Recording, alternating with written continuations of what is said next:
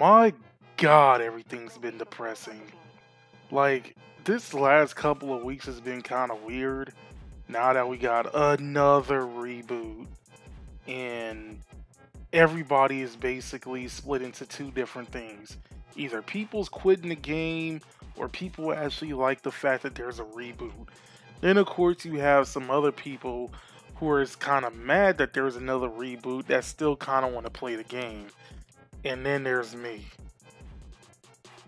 Even though I kind of agree with the reboot and I'm kind of accepting it, there's still a lot of things that I didn't like about the V series.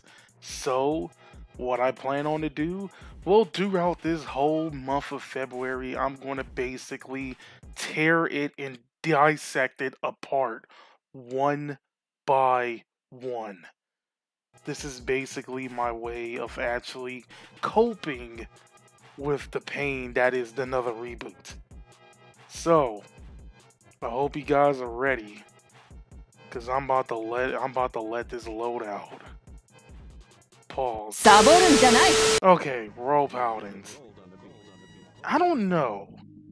I actually liked Royal Paladins back in the original era of Vanguard. I'm kind of mad about what they did with it to the V series though, and let me explain. Royal Paladins has always been that particular clan that actually had very good diversity when it came to all the sub-clans that it had to offer. You had Altmaul Brave, you had Saint Guard, you had Jewel Knights, and the whole 9 yards, etc, etc, even Seekers. But here's the thing, throughout the whole V series, Bushiroad has been doing one thing and one thing only. Sucking on Blaster Blade. That's right. They've been doing nothing but catering towards Blaster Blade. No. Here's the thing. I understand. Blaster Blade is supposed to be what to Vanguard, what Dark Magician is to Yu-Gi-Oh! Or what Agumon is to Digimon. I understand that. But you mean to tell me that you took one of the very few clans that was very diverse on playstyles and put all your eggs in the basket of Blaster Blade? No, sir, that's not how it works. And you know what the sad thing is? We're finally getting something that's not Blaster Blade based. We're finally getting Saint Guard. We're finally getting Jewel Knights. And guess where's all that's going? To shit. Why? Because all of it is coming at the end of the V series duration. It's all coming out at the end, where there are some people now who don't necessarily care about how the V series is going to be. Am I saying that everybody's going to quit the whole V series altogether to join Overdress? Not necessarily, but you put it at a particular point where now the support for this particular part of the game is going to slow down. And there's no particular point, especially with Jewel Knights. I feel like that one hurt the most, because Jewel Knights was like, oh yeah, you gotta have cards with Jewel Knight in his name in order for it to work, and we're only getting 3, and who knows when we're going to get more support within the V series whatsoever. I'm honestly lost the words of how Bushiroad is deciding to do all this. And here's the thing. Last year we had Altmaul. We had Altmaul that was coming out and everything else like that. And his reign was small. It was like maybe about a month and a half, maybe 2 months tops.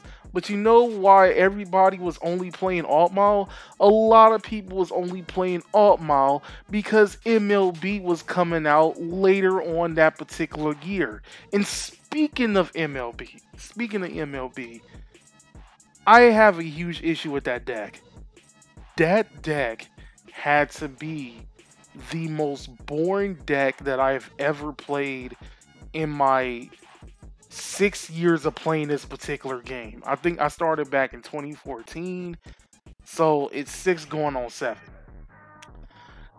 Within the going on 7 years that I've played this game, MLB has to be in the top 3 worst decks that I've ever not only went against, but I've also played. Why?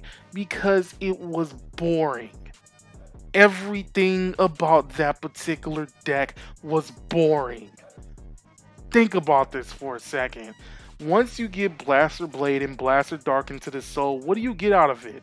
You get 2 more markers, you get, let's say, you get an extra drive check, you get 18k base Vanguard, and you get a critical. What do you do after that? You don't really profit out of anything.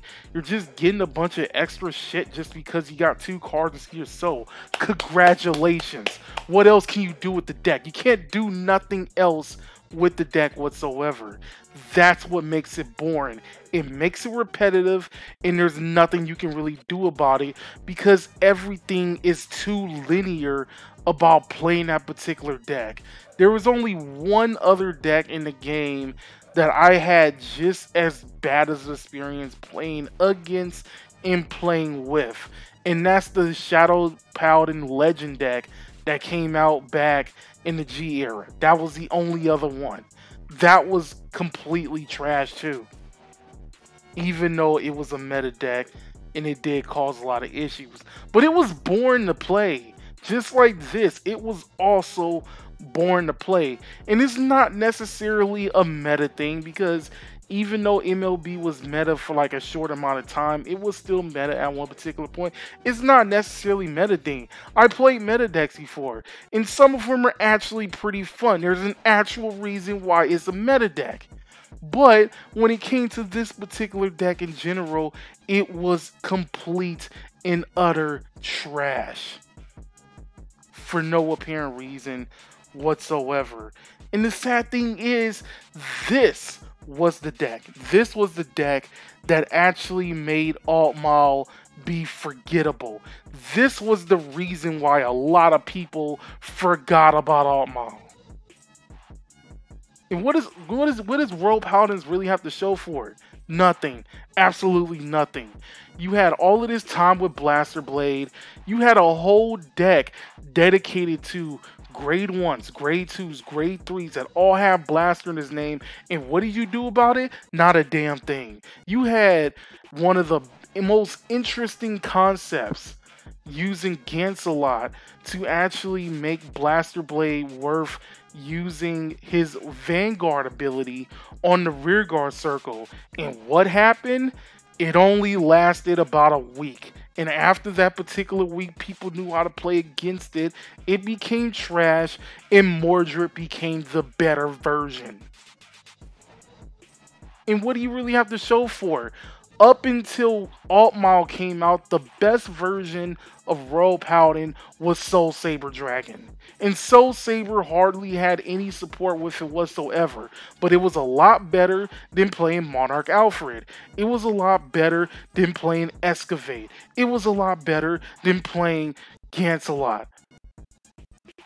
You mean to tell me the one part of Royal Paladin that not only had the little diversity that it got, but also the little to no attention that it got, was a lot more accurate than Blaster Blade himself? That's disgusting. Get out of my sight. Shadow Paladins. I don't know what it is about Shadow Paladins. There's always something that I hate the most about it. And usually just when I'm about to, give up the hatred for it and actually have some, sympathy for, the clan and whatnot, and, actually want to play Shadow Paladins, Bushiroad always finds a way to destroy that. Like, okay, one of my major issues was the price tag. Shadow Paladins outside of Luard was never really meta. I know some people are going to be like, oh, well, what about Mordred? No. I'm not counting Mordred for one particular reason only. I'm not counting Mordred because he got completely demolished by Silverthorns, which up until that point, Pale Moon wasn't doing absolutely nothing. And then there was also Hyuga, which was actually dominating the format. Yes, Mordred was a interesting counter towards Hyuga, but it didn't show up enough for in order to justify it in my eyes. Now, maybe to a lot of other people, maybe I'll give you guys that. I'll actually give you guys that. But in my eyes, in my personal opinion, I don't think Mordred did enough to really justify anything. Maybe you can also count the Clarence Sword thing, because nobody really liked Clarence Sword and everybody went right back to Mordred, which was understandable, but that whole price tag that Shadow Paladins had was not worth it. It was not worth it paying $300 for a whole grade 1 lineup. That whole grade 1 lineup could basically build a full-blown version of every deck in the game. This is including SP'd out versions of the game. Hell, you can probably get an SP'd out Kagero deck for the same price. You can get a grade 1 base rarity lineup for Shadow Paladins. That's retarded. When the fact that Shadow Paladins is more expensive than Bermuda Triangle, that was a whole that screams a whole issue right then and there. That should have never happened. And it makes no particular sense, because I think the thing that pissed me off the most was seeing players who they don't really have that much of a good income, but wanted to play Shadow Paladins, and there was no way to actually make a budget version of Shadow Paladins. Oh, but what about the trial deck, and what about using Dark Dictator and whatnot? It's not enough. Without, well, what's their face? Without Nemain, the deck falls apart. It doesn't feel right. It doesn't flow right. And that made no sense, that you have to literally depend on that one particular card just for the whole clan to function. That makes no sense whatsoever. And don't get me wrong, there's a lot of people who've actually built budget versions of it.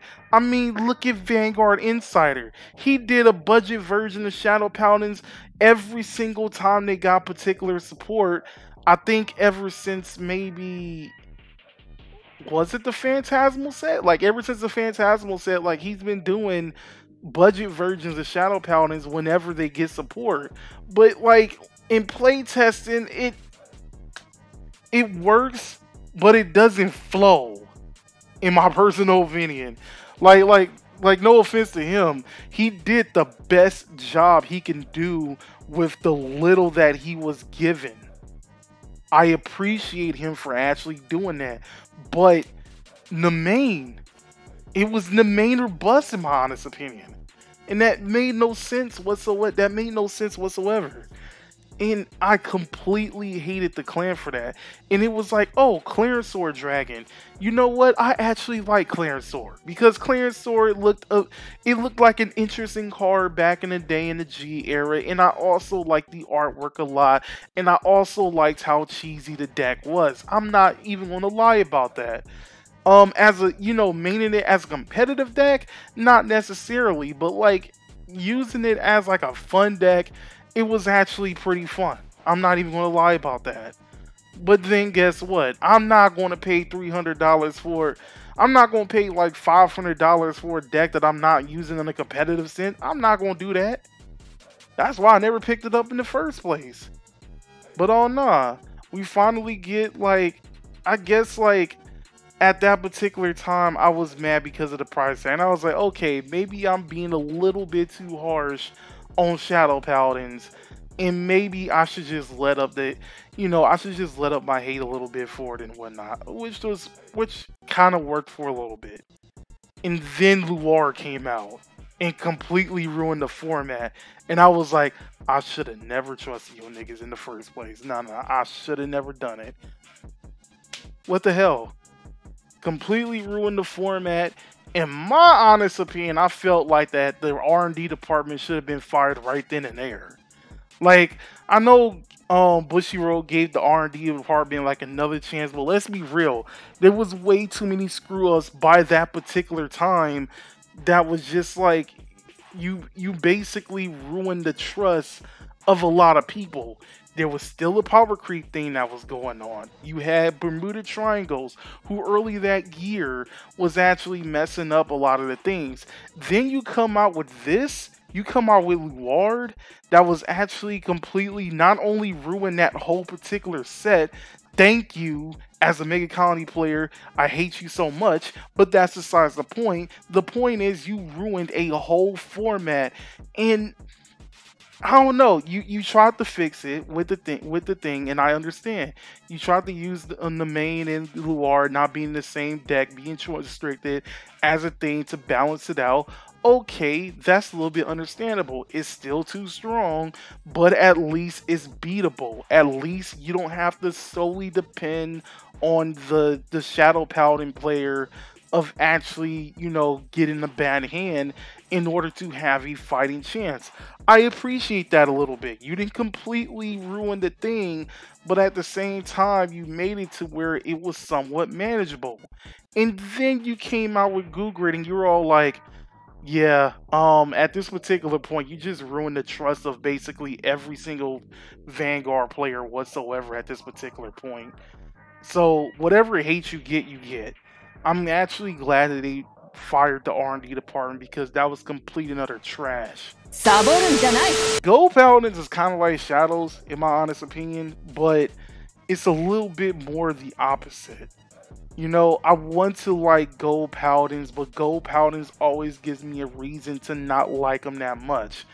But at the same time, here's the reason I can forgive Gold Paladins and not Shadow Paladins. Gold Paladins actually exposed Bushiroad to what they were actually doing. Gold Paladins time and time again proved how bad the V series actually was. Gold Paladins proved how bad the imaginary gift marker system was. Gold Paladins proved that Bushiroad was playing favorites and exposed them of everything that they particularly did. Here's a prime example. You had the Ezo engine that was actually pretty busted. Ezo legitimately destroyed premium format. And I know some people are going to be all like, but what about the NLK loop? The NLK loop also destroyed premium format, which I also will agree with that. And when the time comes, I would definitely talk about it. But for now, we're talking about golds. It completely ruined it. But you know what kind of sort of kept it tamed? The one thing that kind of sort of kept it tamed was the fact that XL2 did not exist at that particular time. When it was just XL1, it was somewhat manageable. Maybe not in premium format, but definitely in standard format. I remember when the first wave of the support came out, it was pretty powerful, but they don't really have any resources, so they don't kill you right then and there. You have like an 85% chance of winning the next turn, which was understandable. They sacrificed all that defense just to get ahead of the game with all the offense. And it's like, if you just survive the early game, you have a better chance of winning in the later game, which is something that I like about that. That's a very good trade-off. You know what else had that very good trade-off in the early time when it first came out? Pendulum Summon in Yu-Gi-Oh! Pendulum Summon, in my honest opinion, was like, yo, you're trying to swarm the field for almost free just so that you can get it ahead of the game. And one of the things that I didn't like about it was that any pendulum based monster would go to on top of the extra deck so they can get summoned again on the next turn. But all you had to do was just, destroy, the scales and or Solomon Warning, because Solomon Judgment wasn't unbanned yet. All you had to do was Solomon Warning it. They lose all their monsters, they lose all of their hand, and they really have nothing to defend with. But then what happened when XL2 came out? XL2 came out It fixed the one issue that every single XL clan had, because let's be real, every XL clan was all about going wide, and it was all about sacrificing all of that defense just to have early game pressure, just to have field advantage, just to have field presence, a large field presence. And all you were doing was really sacrificing hand power and everything else like that. Well, a lot of XL players is all like, yo, we kind of need some type of hand for some type of defense and what that. And what did Bushiroad do? They made XL2, where XL2 gave them back the hand that they were losing at that particular time. And ever since then, XL's card, XL has had their own meta like 3 times after that, so it makes no sense whatsoever. And I kind of felt like that Gold Paladins was one of the ones that kind of exposed it. It was like, yo, you're getting all of these XL markers in one particular turn. You're getting all of your resources back because every time you get an XL2 marker, you're getting a draw and whatnot. And that was, in my honest opinion, was one of the major things that made Ezel pretty broken, in my honest opinion. And remember, when XL2 came out, Ezel was almost nearly impossible to beat in premium format. It was that bad. So honestly, I felt like that, yeah, it sucked that Gold Paladins got that strong in a very short amount of time. But at the same particular time, it's like that exposure that, Bushiroad has done, where it proved time and time again that no matter what XL clan comes out, it's not only going to default to XL2, but it's also going to be very good. But honestly, you have to give it up for goals for that. Not to mention Gugrit. I mentioned Gugrit earlier about how Gugrit was the last straw of the trust that every single Vanguard player had with Bushiroad, because of how the power creep was. People got tired of the power creep. People got tired of the deck only lasting about a month and everything else like that, just to only get ruined by the next one. Everybody didn't like how powerful, Gugrit was with Percival. Where my honest opinion, and I remember talking about this around the time we were getting the last restriction list, XL2 is the problem, not Gugrit. I mean, not Gugrit and Percival being the same deck.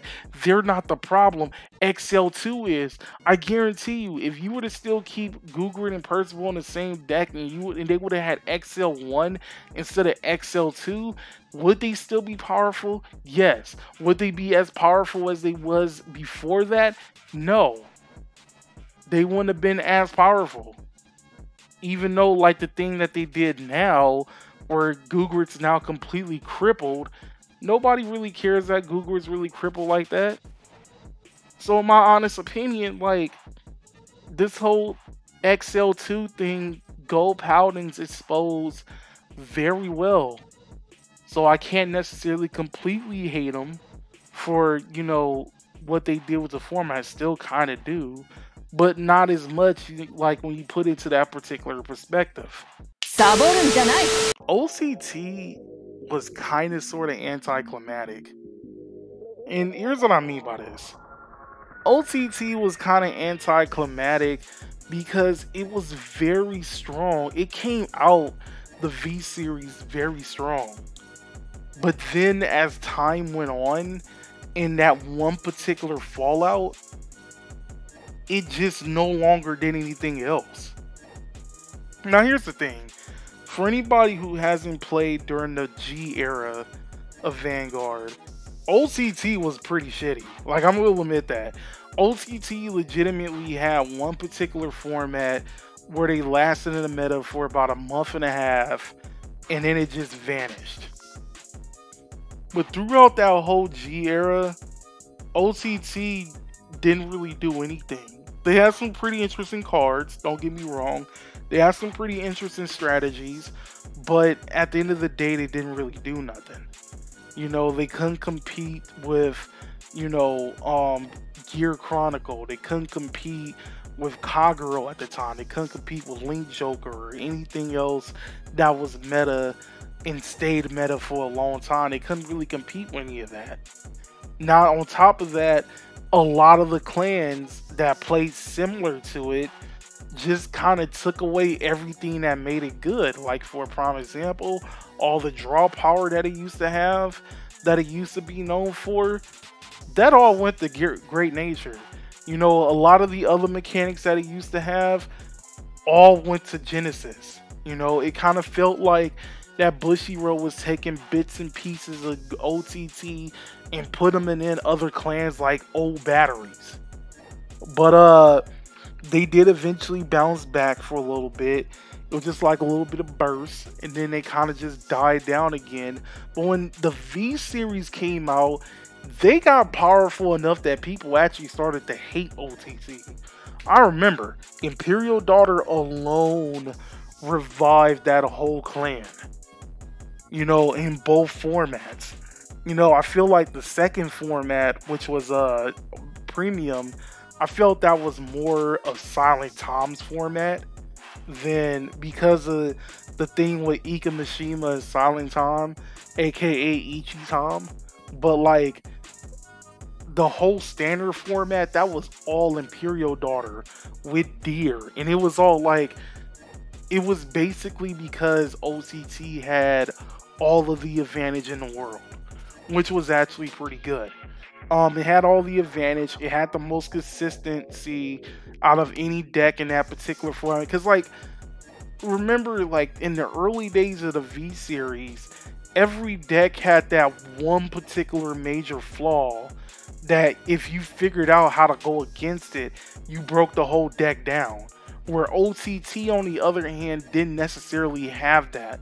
Or if it did, it really wasn't clear cookie cutter. You know, it was kind of, it has some fight to it. It has some backups to it and whatnot. And it was just that powerful. Sadly, we never really got a protect deck meta.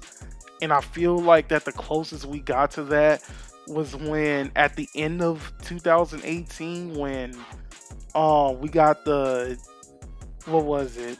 We got the Ultra Rare Collection and Angel Feathers came out. And Angel Feathers was just like a diet version of OTT. So it was like, if you weren't getting destroyed by OTT, you were getting destroyed by Angel Feathers. Like, that's basically how I saw it, in my honest opinion. But, you know, the Imperial Daughter, she reigned for a very long time.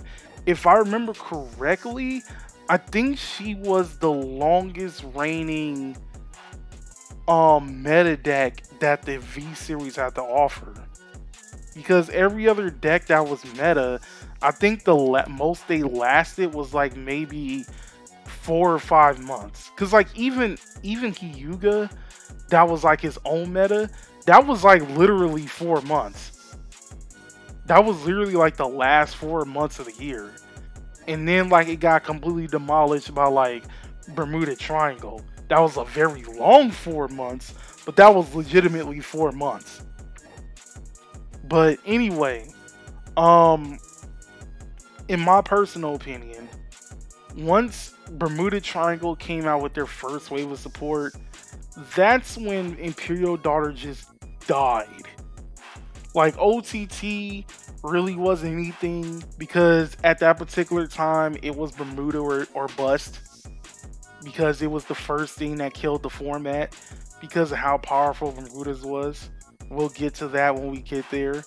But anyway, OTT being as strong as it is, it just instantly died. And that's what felt anticlimactic, because up until then, whenever OTT got support, they would spark right back up. The first thing I noticed of the decline was when Tsukiyomi came out. And Tsukiyomi was doing okay for about like maybe a month, but then Hyuga came out and Hyuga just completely demolished her. But the thing that I noticed that made it very anticlimactic was when Susano came out. And I'm not gonna lie, Susano had a very good effect. The effect was actually pretty good. And I was thinking, like, yo, OTT is going to be that sleeper clan. You know, everybody's focused on Kagero, everybody's focused on Link Joker.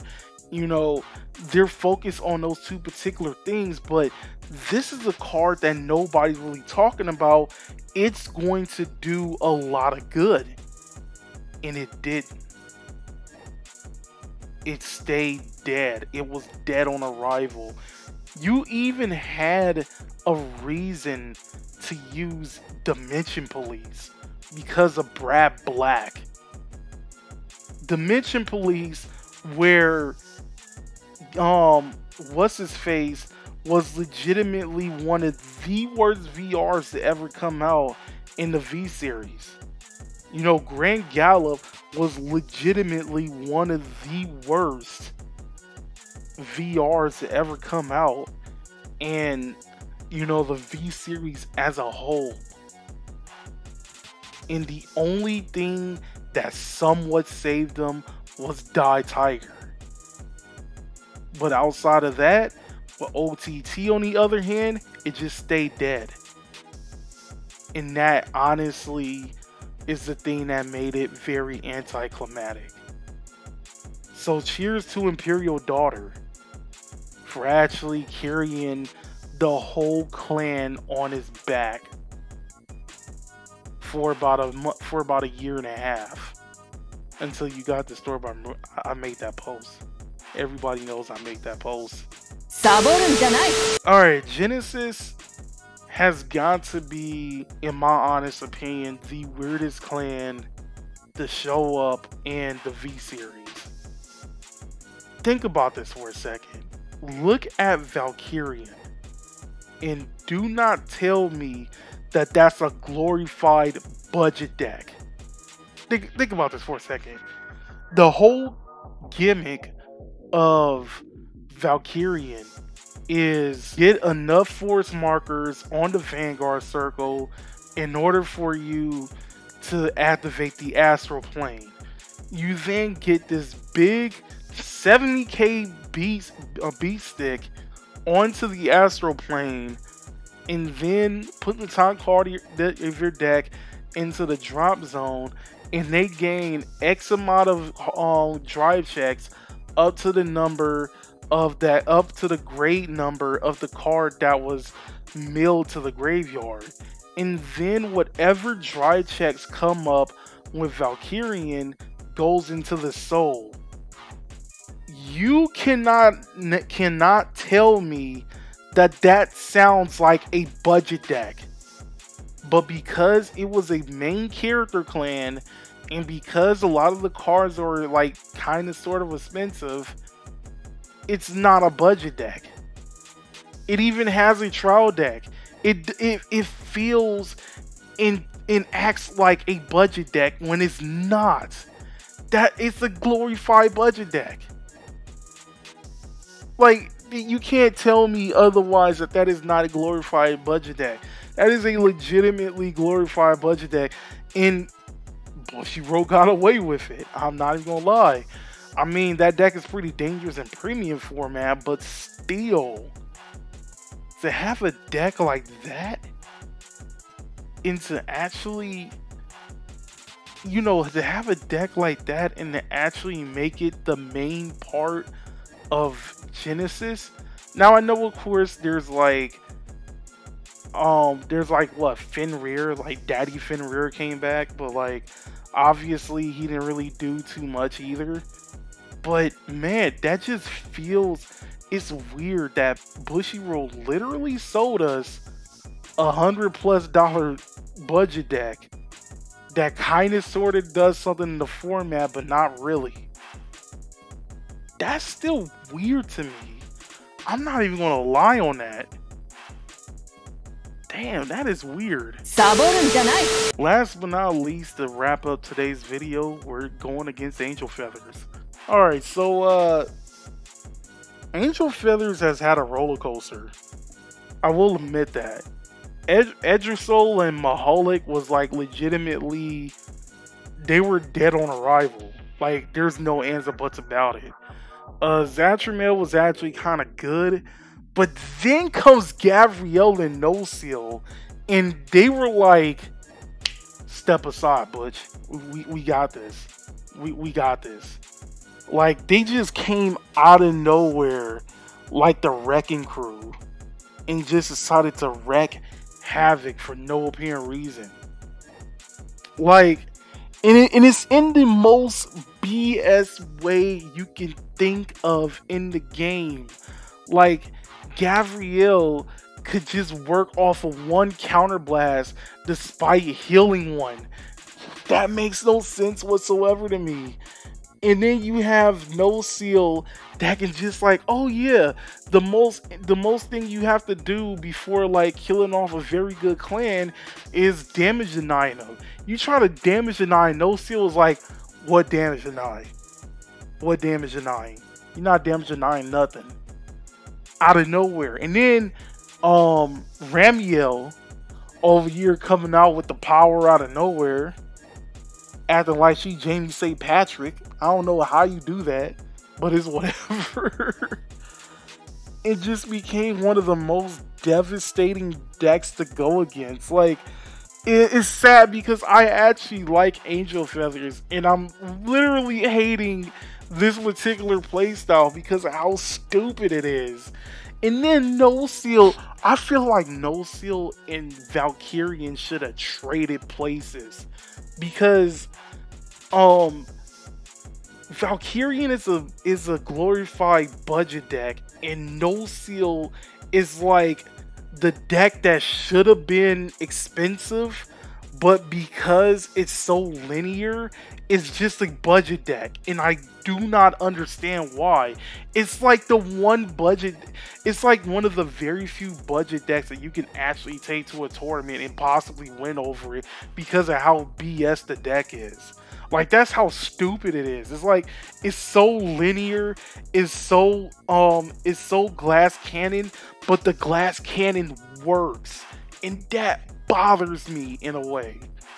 It's so like, you mean to tell me you could have made other budget decks similar to this, that strong, but you don't do it to a lot of other clans? Trust me, there's a lot of other clans in the game that should have got the same treatment as No Seal. I'm not even going to front on that. Like, how do you do that? And, you know, to be honest, I can a little bit understand, you know, outside of the Ultra Rare collection, Angel Feathers wasn't really doing nothing. Like, it wasn't doing nothing in Infinity Cradle, and it wasn't doing nothing in, what was it? It wasn't doing nothing in Astro Force. It wasn't doing nothing in both of those particular sets. I mean, Etrigal, let's be real, did a lot more than Mahalik. But, like, let's be real, they wasn't really putting up the same numbers as Zatramel or anything else like that. But then, Gabrielle was in her own league for no apparent reason. Like, the fact that all you had to do was take out Gugrit, and now she becomes public enemy #1 is definitely saying something. Alright, but I guess I'm done with the rant now. Oh god, it's almost been 40 minutes. Shit, yeah, I'm definitely done with the rant. Tune in next Thursday where I go over all the clans in the Dragonic Empire. But for now, my name is Mr. Zoo Nation, aka signing out. Wait. My name is Mr. Zoo Nation, aka Savage Armor Jim Giraffa, and I'm signing out.